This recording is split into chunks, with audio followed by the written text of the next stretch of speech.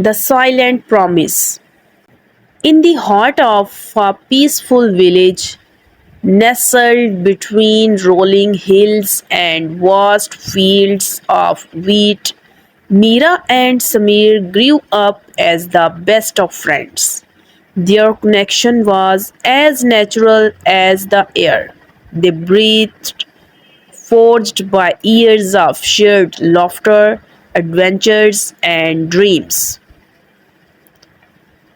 Every morning they two would meet under the ancient oak tree in the village square, its branches casting a wide shade over the ground where they would sit and talk.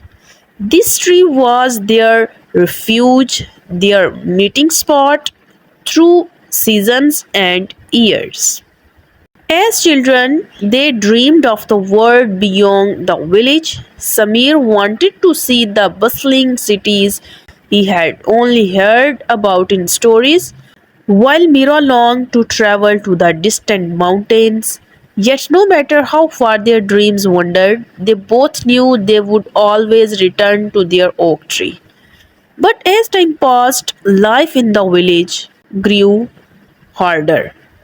Mira's family struggled after a poor harvest, barely making ends meet. Samir's father, once a strong and hard-working man, became ill, bedridden for months with no sign of recovery. Both Mira and Samir felt the weight of responsibilities on their shoulders. Mira was working in the fields and Samir was tending to his father, but neither spoke of their burdens. Despite the challenges, every day they met under the oak tree, sitting in companionable silence, offering each other a quiet, unspoken sport. One warm summer evening, as the sun began to dip below the horizon, Samir arrived at the oak tree later than usual. He was pale and his usual cheerful smile was nowhere to be seen. He stood in front of Mira for a moment, gathering his thoughts. I have to leave, he said, his voice heavy with emotions. My father is not getting better and we need money. I have found work in the city. Mira's heart sank, but she understood. The city was far away, and she knew that once Samir left, things would never be the same. Years went by, and life in the village continued. Mira worked hard to support her family, always believing that Samir would return. Every evening, she would go to the oak tree and sit, waiting in silence. Though she never heard from Samir, she never lost hope.